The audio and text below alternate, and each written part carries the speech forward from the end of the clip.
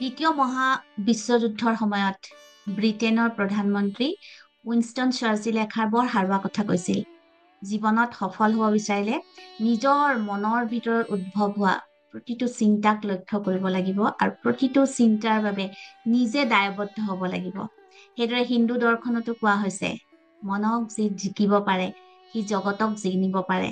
একেদৰে বুদ্ধ দৰ্শনতো কোৱা হৈছে, আমাৰ মনে যি দিশত চিন্তা কৰে আমাৰ জীৱনো সেই একে দিশতে গতি কৰে। আমি যি ভাবো আমি সেয়াই হওঁ। প্ৰতিটো মুহূৰ্ততে আমাৰ মনত হাজাৰ চিন্তা আহে, কিন্তু সেই হাজাৰ চিন্তাৰ মাজত অৰ্থহীন আৰু নেতিবাচক চিন্তাই সৰহ। কেনে চিন্তাক আমি প্ৰশ্ৰয় দিম আৰু কেনেবোৰ চিন্তাক আমি প্ৰশ্ৰয় নিদিম তাক নিৰ্বাচন কৰাৰ স্বাধীনতাও আমাৰ হাততে আছে। যি ব্যক্তিয়ে নিজৰ মনক নিয়ন্ত্ৰণ কৰি আশাবাদী চিন্তাক আঁকোৱালি লয়, তেনে ব্যক্তিয়ে হাজাৰ প্ৰতিকূল বা অন্ধকাৰ পৰিস্থিতিৰ মাজতো পোহৰ বিচাৰি পাব পাৰে।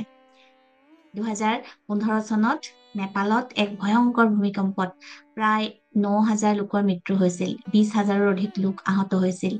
ধন সম্পত্তি, অট্টালিকা, ঘৰ দুৱাৰ কিমান হানি বিঘিনি হৈছিল তাৰ সঠিক পৰিসংখ্যা পাবলৈ টান। সেই ভয়ংকৰ দুৰ্ঘটনাৰ বাতৰি সংগ্ৰহ কৰিবলৈ যোৱা সাংবাদিক এজনে এটা ক্ষতিগ্ৰস্ত অঞ্চলত আৰু আঘাতপ্ৰাপ্তসকলক বিভিন্ন প্ৰশ্ন কৰি গৈছিল। সেই সকলোৰে চকু মুখ আৰু বক্তব্যত কেৱল সীমাহীন দুখ, ভয় আৰু হতাশা পৰিলক্ষিত হৈছিল। তেনেতে এগৰাকী স্থানীয় মহিলাই হাঁহি মুখেৰে দুৰ্ভগীয়া লোকসকলক সান্তনা দি থকা দেখি সাংবাদিকজনে তেওঁ প্ৰশ্ন কৰিলে, ভূমিকম্পত চাগে আপোনাৰ ঘৰৰ বিশেষ একো হানি বিঘিনি নহল নহয়নে? সেয়ে হয়তো আপুনি এনেদৰে আনন্দত থাকিব পাৰিছে। এয়া কেনেকৈ সম্ভৱ হ'ল জনাব নেকি? ইমান ডাঙৰ ভূমিকম্পত সকলোৰে হানি বিঘিনি হৈছে, আপোনাৰ কেনেকৈ কোনো হানি বিঘিনি নোহোৱাকৈ থাকিলে?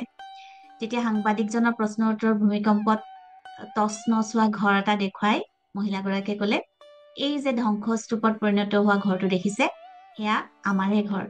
কিন্তু ইমান বেয়াকে ভাঙি যোৱা স্বত্তেও আমাৰ পৰিয়ালৰ 5জন সদস্যৰ এজন সদস্যৰো চুলি মানুহ আঘাত নালাগিল।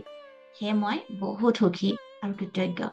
সেই অল্প শিক্ষিত কিন্তু প্ৰজ্ঞাশীল সেই মহিলাগৰাকীৰ দৃষ্টিভংগীয়ে সাংবাদিকজনৰ জীৱনৰ প্ৰতি থকা নেতিবাচক দৃষ্টিভংগী সলনি কৰি পেলাইছিল। আমাৰ সকলোৰে জীৱন অনিশ্চিত। জীৱনৰ যিকোনো মুহূৰ্ততে হয়তো আমি কোনো অকল্পনীয় অপ্ৰত্যাশিত ঘটনাৰ সন্মুখীন হ'ব লগা হ'ব পাৰে।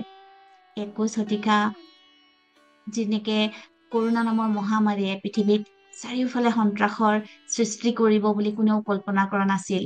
বহুলোকে মহামাৰীত প্ৰাণো হেৰুৱালে, বহুলোকে নিজৰ জীৱিকাও হেৰুৱালে, বহুলোকে নিজৰ প্ৰিয়জনক অন্তিম মুহূৰ্তত বিদায় দিবলৈও সুযোগ নাপালে।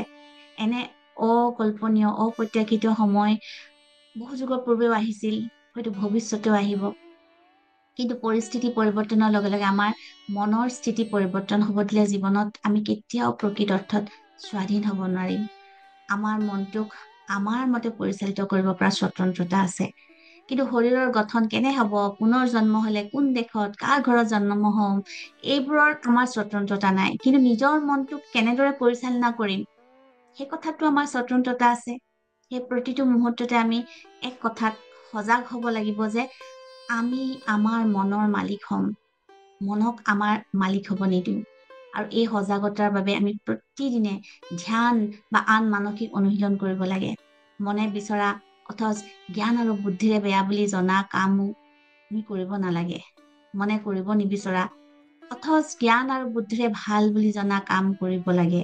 এনে কাৰ্য প্ৰতিদিনে কৰাৰ অভ্যাস কৰিলে আমি মনক নিজৰ নিয়ন্ত্ৰণলৈ আনিব পাৰিম।